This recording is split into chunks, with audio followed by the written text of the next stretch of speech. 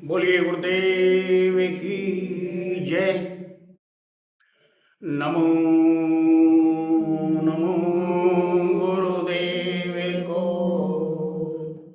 नमो कबीर कृपाल, नमो संत शरणागति, सकल पाप हो छार। सतगुरु साहिब संत सबे दंडवते प्रणाम। आगे पीछे मत हुए, तिनको जाऊं कुर्बान। आगे पीछे मत हुए, तिनको जाऊं कुर्बान। बोलिए गुरुदेव की जय। गुरु प्यारी साध संगत, आज आपके समक्ष महापुरुषों की वो वाणी। महापुरुष कहते हैं, ए मानव, जब हम आए जगत में तो जगत हंसे हम रोए। जब हम इस दुनिया में आए थे तो ये सारा जहान हंस रहा था और हम रो रहे थे। फिर कहते हैं कि अब तो, यानी कि अब की बार में, अब का तुम्हें मौका मिला है, अब तो ऐसा कर चलो कि हम हंसे और जग रोए।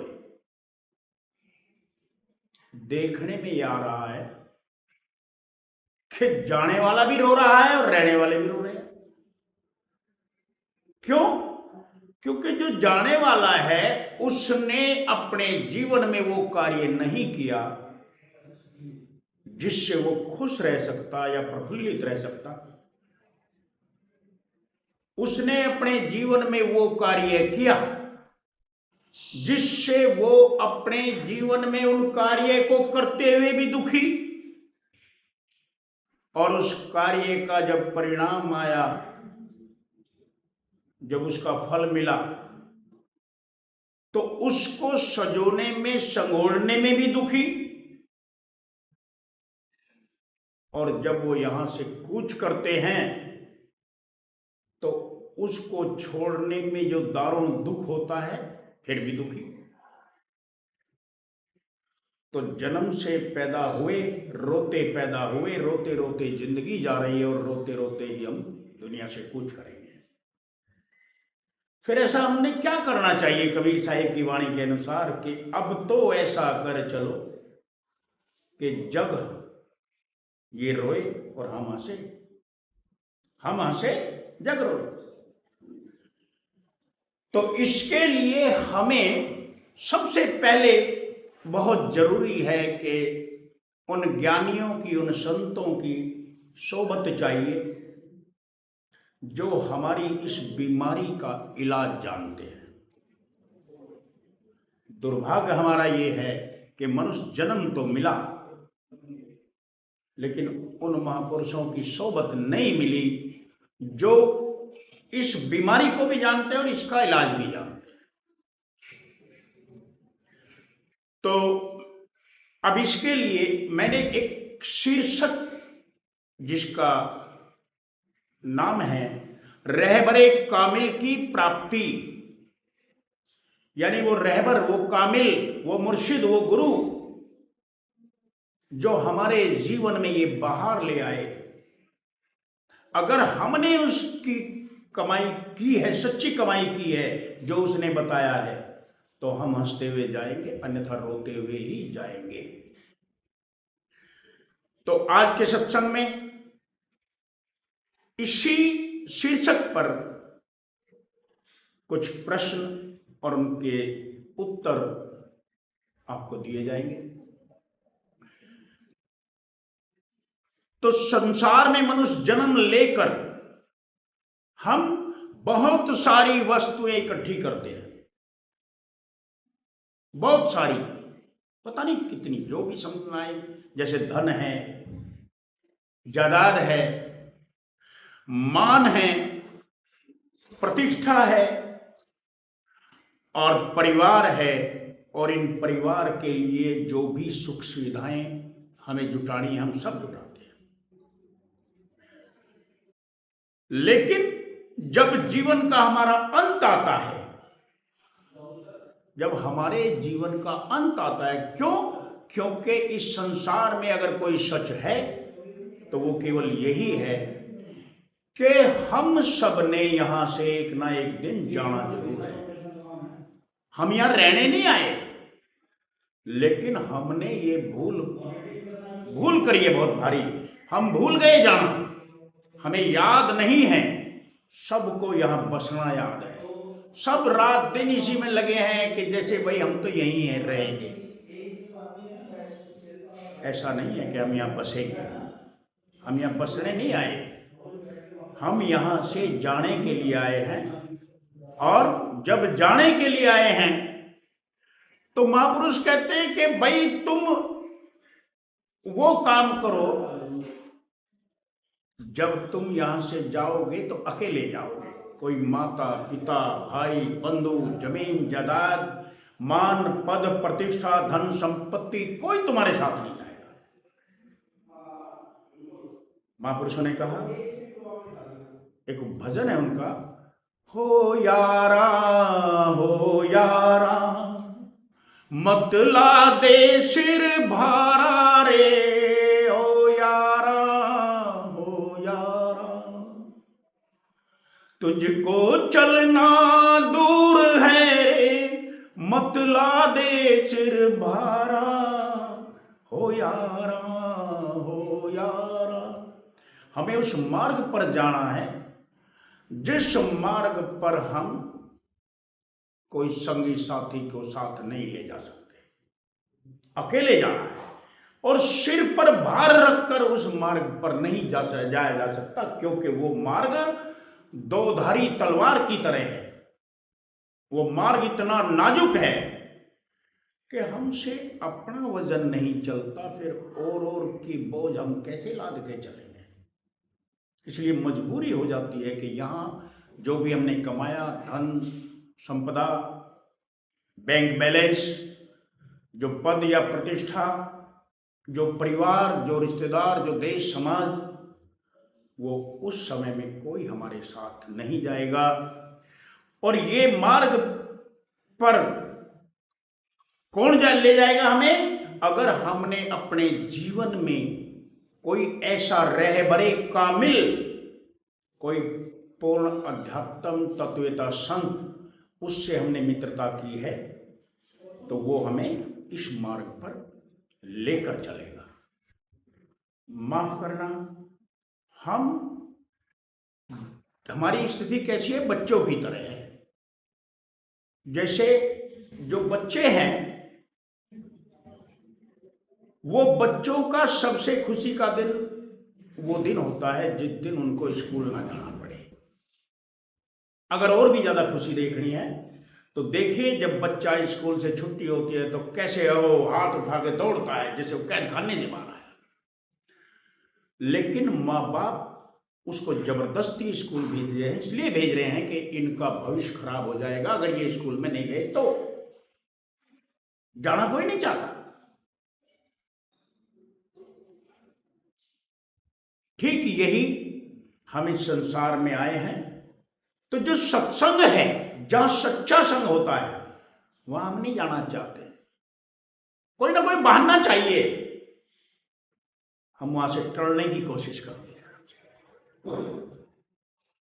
सत्संग का टाइम है, अरे भाई हमारा अगर कहीं थोड़ा सा भी कोई जरूरी काम है तो हम कहेंगे यार ये काम निपटा लेंगे, सत्संग में कुछ मिलता थोड़ी है, क्या मिलेगा। हम नहीं जाते, क्योंकि संसार में गुरु ही केवल हमारा मित्र है और कोई नहीं। महापुरुषों ने बड़ा साफ कहा है, रामायण में गोस्वामी जी ने कहा है, सुत, दारा और लक्ष्मी। सुत माने बेटा, दारा माने स्त्री, लक्ष्मी यानी पैसा। शुद्ध दारा और लक्ष्मी पापी के घर होए। कहते हैं तो गुनाहगार लोगों के घर में पैदा होती है ऐसी ऐसी चीजें, और हम कहते हैं कि भाई हमारे घर में ये आ जाए, इसके बिना हमें जीना ही नहीं मैं कुछ। महापुरुष कहते हैं तुम्हें इनका परिणाम नहीं पता भाई, क्योंकि यहां इस संसार में हम जो भी करते हैं ये कर्म भूमि है। हम ये समझ ले कि संसार क्या है, हम जहां बैठे हैं ये कर्म भूमि है। इस कर्म भूमि में हमने जो भी कर्म किया उसका फल भुगतना हमने ही है, किसी और ने नहीं, हमने ही भुगतना है। और अगर हमें इन कर्मों के दायरे से बाहर निकलना है तो किसी पूर्ण गुरु की जो अंतर का जानकार हो ऐसे की तलाश कर लो। जैसे हर सिक्के के दो पहलू होते हैं, एक हेड है एक टेल है। हमारा भी, हमारे शरीर के, मानव शरीर के भी दो पहलू हैं, एक बाहरी है एक आंतरिक है। बाहरी पहलू में हम सब मस्त हैं, सबको जर जोरू और जमीन की ख्वाहिश है, ये बाहरी पहलू है। और ये काल का क्षेत्र है सारा, ये सारा काल का क्षेत्र है, क्योंकि ये जितना भी जो दृष्टिगोचर हो रहा है, जो दिखने में आ रहा है, वो सब काल की रचना है। इस रचनाकार ने ये रचना करके हमें जीवों को यहां फंसाने का ठेका ले रखा है। क्योंकि आंखों से जो हम देखते हैं, कानों से जो हम सुनते हैं, नासिका से जो हम सूंघते हैं, जीभ्या से जो हम चखते हैं और स्किन से जो हम स्पर्श करते हैं, ये पांचों तत्वों के पांच विषय हैं।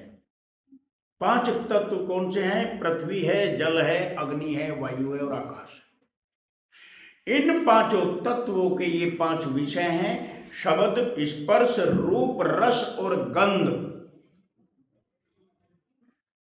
जन्म से लेकर मरणोपरांत तक, मरने तक हम इन्हीं में रमे हैं। क्योंकि आंखों का काम देखना है। क्या देखेगी? कुरूपता को नहीं देखेगी, सुंदरता को देखेगी।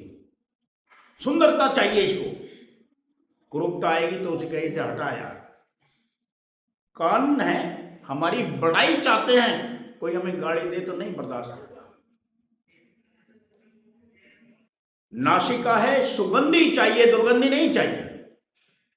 जीभ है, अच्छा रस चाहिए, कड़वा नहीं चाहिए। मीठा चाहिए, चटपटा चाहिए, कड़वा नहीं चाहिए। हमारी स्किन है, ये हमारी चमड़ी है, इसे चाहिए बिल्कुल नरम, जिसे कहते हैं सॉफ्ट। हम हवाई महल बना ले, यानी हवाई महल भी क्यों? क्योंकि उसकी हम कल्पना भी नहीं कर सकते कि जमीन से हम 1 मील ऊपर उठकर महल बना देंगे। कोई आज तक विज्ञान ये कल्पना भी नहीं कर पाया, करना तो बहुत दूर है। तो ये जो हवाई महल हम बना ले, जैसे रावण ने बनाया, ऊंचाई पर बहुत, कहते हैं 100 योजन पर जाकर उसका महल था। 100 योजन पर, 1 योजन में 4 कोस होते हैं, और 1 कोस में 1.5 मील और 1 मील में 1.5 किलोमीटर। उसका महल 100 योजन ऊपर था। फिर भी वो काल ने दबोच लिया, बख्शा नहीं उसको। चारों वेदों का प्रकांड पंडित भी था और ब्राह्मण कुल भी था, फिर भी काल ने नहीं बख्शा। तो ये जो हमारी पांचों ज्ञान इंद्रिय हैं, इनमें हम रात दिन रमे हैं। तो धन चाहिए, संपत्ति चाहिए, पद चाहिए, प्रतिष्ठा चाहिए, परिवार चाहिए और उनका सुख चाहिए। क्योंकि यहां हम उसी को अपना मानते हैं जिसको हमने देखा कि ये हमारे टच में है, हमारे परिवार का ये खास मेंबर है, या ये हमारी माता का जाया है, या ये हमारे किसी रिलेशन में है। ये जो सुंदर लग रहा है उससे जो उत्पन्न हो रहा है वो अपना मानते हैं और किसी को अपना नहीं मानते। और ये चीजें सब की सब एक दिन हमें या तो इनमें से जो हमारा सबसे प्यारा है वो हमें छोड़ के चला जाएगा या हम इनको छोड़ के चले जाएंगे। ये बड़ा सच है। जिस चीज को हमने छोड़ना है उसके साथ प्रेम कैसा? प्रेम हम उसी से करें जो हमारा साथ निभाए। तो यहां कहते हैं कि केवल इसी सच को, केवल इस सच को कि हमने जाना है, जानने के लिए एक शायर ने बहुत ही सुंदर शब्दों में एक शेर कहा है कि जब मैं इस संसार से कूच करूंगा और वहां पहुंचूंगा, कहां? जहां मुझे जाना है। अभी कहां जाना है किसी को नहीं पता। जिसने सतगुरु पहचाना नहीं, कवि साहब ने कहा जिसने सतगुरु को नहीं जाना तिनको तिहु लोक ठिकाना नहीं। तीनों लोकों में उसको कहीं भी ठिकाना नहीं है। और सो नर खर कुकर समझानो, उस नर को, उस मनुष्य को, खर माने गधा, सुअर और कुत्ता समझो, जय घट ज्ञान समाना नहीं। जिसके अंदर ये बात नहीं बैठी, वो चलता फिरता मनुष्य जरूर नजर आता है, लेकिन उसकी स्थिति गधे की, सुअर की और कुत्ते की है। उसकी विचारधारा है। तो महापुरुष हमें बहुत तरीके से समझाते हैं। फिर कहते हैं कि करना क्या है कि ये सच है, मैं यहां से जाना है। और जब हम यहां से जाएंगे तो कहते हैं मुझसे यारा अदम ने फरमाया, यानी कि जब हम इस लोक से परलोक जाएंगे, कहीं तो जाएंगे, और मुझसे पूछेंगे, मुझसे यारा अदम ने ये फरमाया, हसरत आबाद नगर से तुझे क्या हाथ आया। क्योंकि हसरत किसको कहते हैं? इच्छाओं को। कहना मेरी हसरत है, ये सारा माया का जाल, ये हसरतों से भरा हुआ एक नगर है, यहां इच्छाएं बहुत है। तो मेरे से पूछेंगे कि हसरत आबाद नगर से तुझे क्या हाथ आया, भाई क्या लेके आया है तू? क्योंकि हम दुनिया में चाहे हम एक दिन जिए या 2 दिन जिए, लेकिन तैयारी हमारी 100 वर्षों की है। तो जब पूछा जाएगा, अगर हम ये कहें कि पूछा जाएगा, चित्रगुप्त पूछेगा, लेखा पूछेगा, क्यों भाई काहे के लिए भेजा था और क्या लेकर आया? इस हसरते आबाद नगर से तुझे क्या हाथ आया? क्योंकि हसरतों का नगरी है ना, यहां ख्वाहिश है ना हमारी, और आबाद है, ये पूरी तरह आबाद है, मुरझाया हुआ नगर तो है नहीं है। तो मैं ये कहूंगा, उसमें कहते हैं मैं ये कहूंगा कि एक रहबरे कामिल पाया। अनुराग सागर में कबीर साहिब ने कहा, जैसे श्री कृष्ण जी महाराज ने श्रीमद् भागवत गीता में कहा, उन्होंने कहा अर्जुन, काल दाड़ में आन चबानी, जब ढर के नैनों से पानी। किसी की अंतिम अवस्था देखिए, जब काल उसे अपने मुंह में दबाता है जीभ और उसको दर्द होता है, तो उसकी आंखों से आंसू बहते हैं। हम समझते हैं कि शायद ये हमें देख के रो रहा है, जबकि ऐसा कुछ नहीं है। वो उस दारुण दुख से दुखी है जब आत्मा इस शरीर से खींच के निकालता है। हमारे जिस्म में अगर यहां सुई की नोक लगे तो कितना दर्द होता है, और जब इस रूह को इससे निकाला जाएगा तो कितना दर्द होगा। बहुत से तो ऐसे मानव हैं जिनका अंतिम समय में लेट्रिन और पेशाब तक निकल जाता है, क्योंकि वो उस दुख को कह भी नहीं सकते, बता भी नहीं सकते। तो काल दाड़ में आन चबानी, जब ढर के नैनों से पानी।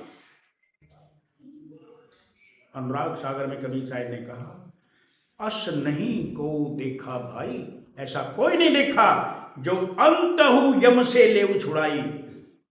चाहे कोई कितना बड़ा शासनाध्यक्ष है, कोई कितनी बड़ी ताकतवर राष्ट्रपति डोनाल्ड ट्रंप हो या मोदी, कोई इसमें कोई हेल्प नहीं कर सकता।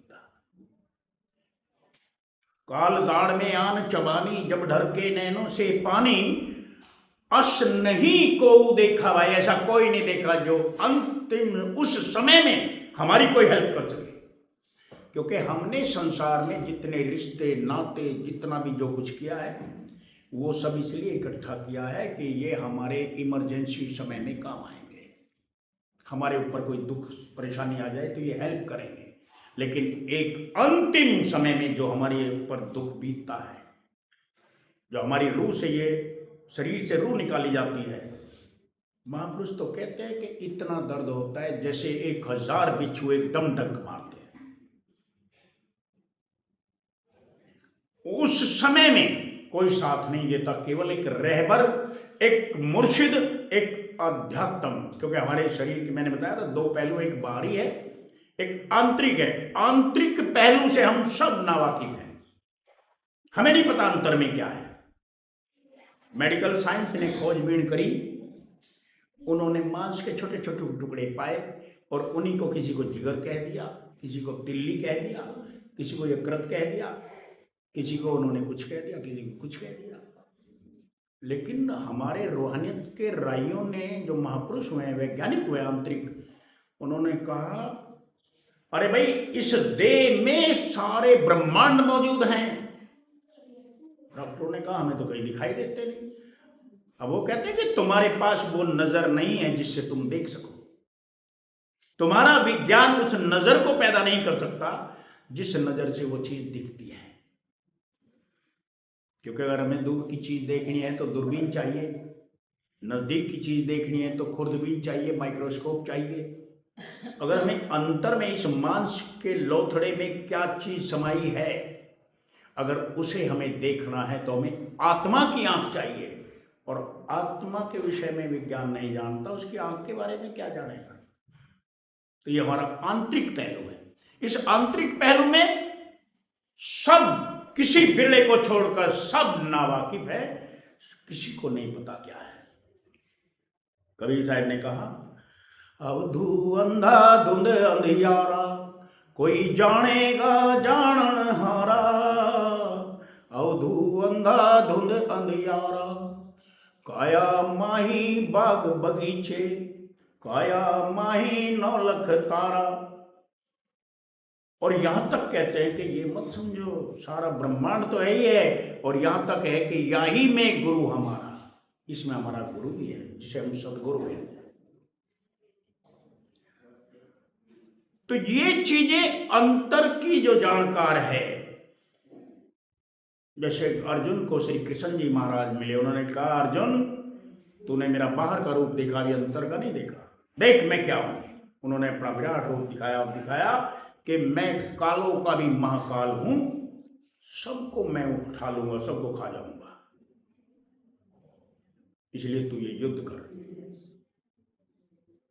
कृष्ण जी महाराज ने जब अपना रूप दिखाया तो अर्जुन थर थर कांपने लगा। उसने कहा ठीक है भगवान, मर तो मैं जब भी गया जैसे तुम कहोगे वैसे ही कर लूंगा, कम से कम राजपाट तो भोग लूंगा। ऐसे संत हमें अंतर का दिखाते हैं। वो क्या दिखाते हैं, हमारे अंतर में क्या है कि अभी तक हमने सुना था जितने देवी देवता है वो गाय में विद्यमान है, हमें ये बताया गया, ये सुनाया गया। लेकिन जब मैंने भक्तराज ने इस चीज पर सर्च किया, इसी चीज की खोज करी, क्योंकि इस चीज पे खोज करने वाले भी तो बहुत कम से भी कम है ना, तो मैंने देखा गाय में नहीं, मानव के अंतर सारे देव देवता विराजमान है। नाथ संप्रदाय ने, गोरखनाथ और मच्छंदरनाथ जैसे ने कह दिया कि इस शरीर में 3.5 हाथ के शरीर में सब देवी देवता विराजमान है। हमारे मूलाधार में गणेश जी हैं, स्वाद चक्र में हमारे ब्रह्मा जी हैं, नाभि में मणिपूरक में हमारे विष्णु जी हैं, और हृदय में हमारे शिव है, पार्वती है, और कंठ में हमारी आदि शक्ति महामाया है, और इसके बाद निरंजन हमारे नेत्रों में है और हमारा इन सब के ऊपर आसन यहां है, हमारी आत्मा यहां है इस शरीर में, यहां। तो अब हम अगर देखें दर्जे बदर्जे, तो आत्मा अगर हमारी यहां है और ये सब नीचे है, तो हम इनसे बड़े हुए कि नहीं, इनसे ज्यादा ताकतवर हुए कि नहीं, मानव हुआ कि नहीं? और मानव होके हम छोटे छोटे काम कर रहे हैं, क्या है, पूजा भी कर रहे हैं तो देवी देवताओं की। श्री कृष्ण जी महाराज ने अर्जुन को समझाया, अर्जुन जो लोग देवी देवताओं की उपासना करते हैं, पूजा करते हैं और उनसे कुछ पाने की चाहना रखते हैं, वो लोग कम बुद्धि के हैं। और हम यही कर रहे हैं, कुछ और कर रहे हैं। रामायण में, रामायण के अंदर श्री तुलसीदास जी महाराज ने कहा, बड़े भाग्य मानुष तन पावा, बड़े भाग्य से मनुष्य शरीर मिला है, और सुर दुर्लभ सद ग्रंथन गावा, देवताओं को ये दुर्लभ है, हमें मिला है। साधन धाम मोक्ष का द्वारा, ये साधन है। अभी हमारे पास बाइक है, कार है, तो हम उस साधन से आगे ना, वो ना हो तो हमें और साधन ढूंढने पड़ेंगे। तो ये साधन है और मोक्ष का दरवाजा यहां से खुलता है। और पाए ना जही परलोक संवारा, जिसने इसको पाया और परलोक को नहीं संवारा है, वो इस लोक को ही संवारने में लगा हुआ है, तो वो महामूढ़ है। ये श्रीमद् भागवत, ये आपके सामने, यहां ये कृष्ण जी महाराज अध्याय 7 और श्लोक 22 में कह रहे हैं कि कम बुद्धि वाले व्यक्ति देवताओं से अनुग्रह पाने की आशा करते हैं। ये लेख है सामने। कम बुद्धि के वो लोग हैं जो देवताओं से अनुग्रह पाने की आशा करते हैं और ऐसी चीजें मांगते हैं जो समय आने पर वो भी खत्म हो जाएंगी। फिर हमने क्या करा? तो कहा कहेंगे जाकर, और क्या हमने कुछ किया है? क्या जवाब देंगे? तो जो संत है वो कहते हैं कि मुझसे यारा अदम ने अगर ये फरमाया, मुझसे अगर वो पूछेगा लेखा लेने वाला कि भाई हसरते आबाद नगर से तुझे क्या हाथ आया, तू क्या लेके आया है, तो मैं कहूंगा, मैं ये कहूंगा, अगर मैंने अपने जीवन में कोई पूर्ण गुरु लिया है तो मैं कहूंगा कि मैं एक रहबर, एक कामिल को मैंने पाया है, एक मुर्शिद को पाया है, गुरु को पाया है, और वो मेरे साथ आया मुझे लेके, क्योंकि वो लेखा तेरे से, जब मेरे साथ मेरा मुर्शिद होगा, कामिल होगा, तो तू लेखा नहीं मांगेगा, लेखा उसके हाथ होगा। जैसे हमारा कोई बच्चा अगर गुनाह कर दे तो माँ बाप कभी उसको पुलिस के हवाले नहीं करेंगे, अपने आप पनिशमेंट देंगे, धमकाएंगे, कुछ करेंगे, लेकिन कभी करेंगे पुलिस के हवाले? लेकिन काल क्या करेगा? ये हमें उन ताकतों के हवाले कर देगा जिन ताकतों में हमें दुखी करने की ताकत है।